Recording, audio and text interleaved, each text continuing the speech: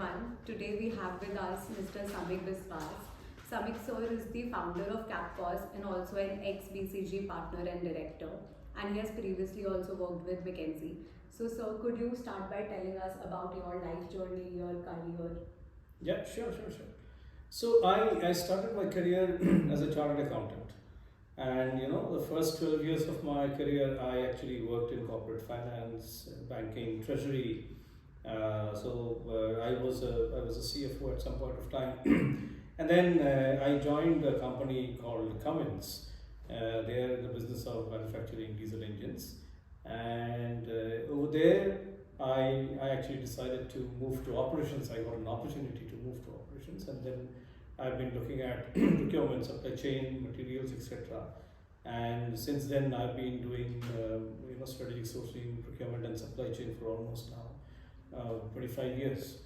So that's been my journey.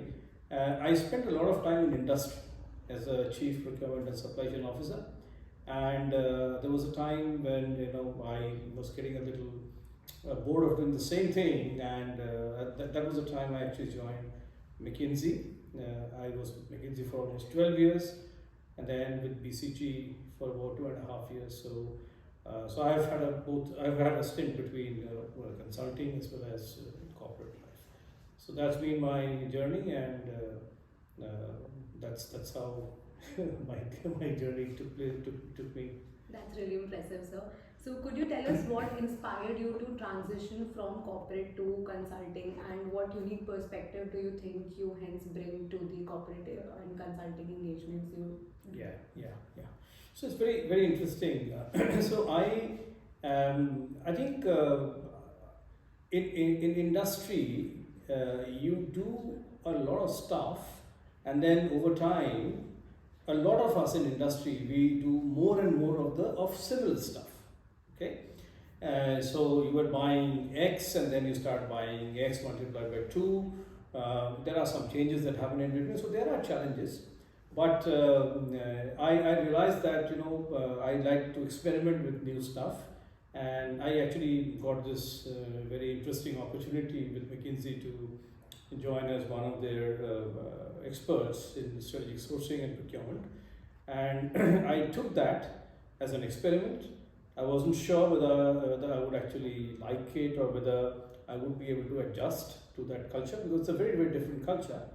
And then I had a 2-year window in my mind by which I wanted to give it a try, but eventually it went on for more than 12 years. So I think we brought in a lot of the practical experience in the consulting field, which is very credible with clients.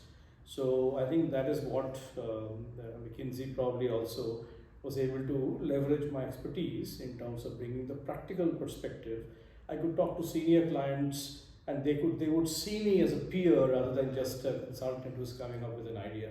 So from an execution perspective, from some of the real life solutions, understanding the problems, I think it gave clients a feeling that there's a lot more empathy. So I think that probably helped. And so, how do you stay updated with the latest trends and developments in management consulting? And how important do you think is continuous learning in this industry? Very important. Continuous learning is important for everybody in every discipline, right? For consultants, it's really key, because remember, clients are paying you a lot of money for knowledge which they think that they are not able to bring to the table easily. Or many times they are also trying to engage you to execute certain things which they either have low bandwidth, or they have difficulties in managing the execution process, right? Now, to be able to do that, it is very important that you have to be credible with your clients, and therefore continuous learning becomes a very important part of any consultant's journey, because you need to expand yourself. When you come from industry, you come with a certain set of knowledge. It's like a power bank, and then the power bank, eventually will get exhausted. So I think it's very important that you need to keep on adding to the power bank so that you are relevant to clients. So I think it's a very important thing.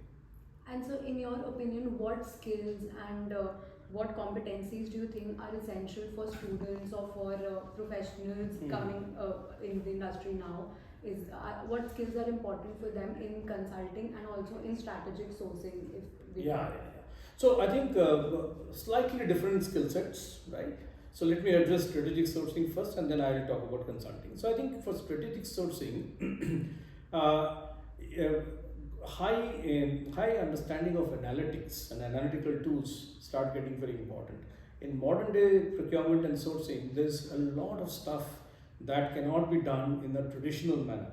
There's a lot of data and analytics being used to come up with solutions to come and help you create options so that you can take the right decision. So I think that's a very important skill to have. Number two, you need to be a little bit research oriented, or you need to be curious to learn new things. So that's a very important trait. Consultants thrive on excitement because typically no two projects are exactly the same for a consultant. So it is important for that person to be excited about doing something which is a little different, right? For a strategic sourcing guy, apart from the analytical skill, there is a topic around depth in terms of category. So your ability to understand a category, your ability to understand what are the drivers of the category, so get a little deeper into the value chain, those are again important. And finally, I think there's another piece around problem solving and communication, because strategic sourcing guys, they interact with many people, with their colleagues as well as with suppliers. So if you are not able to communicate what you want, then you will have a hard time in being successful. I think so these are some of the things that is important from a strategic sourcing guy. In consulting, fundamentally problem definition, problem solving, problem structuring, these are very, very important. Ability to handle lots of data and come up with insights. A good consultant does not only do analysis. Analysis can be done by a lot of people. A good consultant will actually generate a lot of insights, and that is what is going to be useful for a client. So you always ask the so what of an analysis. I've done something, what does it really mean? What does it mean for the client? What does it mean for me in terms of a different set of actions that I need to take? I think that's a skill that has to be developed. I mean, there are lots of other skills, but these are some of the basic ones that I think are very important. And so, given your immense experience in management consulting, could you highlight some key challenges which you think that consultants face in the industry and how we could tackle them, since we are going to enter the industry in a few months from now? So, what would your advice be to the students? So I think from a student's perspective, keep learning new skills. Keep focusing on on some of the, so read a lot. I think that's a very important thing for a consultant. And then it's also very important to get into the right kind of an institution which gives you a lot of challenges but also gives you a lot of coaching, because nobody can be a consultant from day one.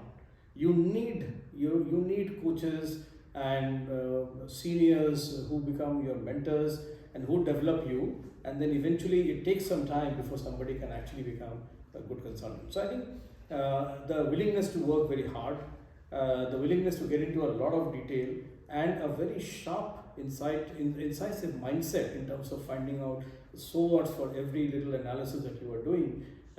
This is the habit that you have to create. And then of course finally a consultant is always talking to clients, so you need to be able to communicate with confidence. So I think these are some skills that we'll have to actually work on.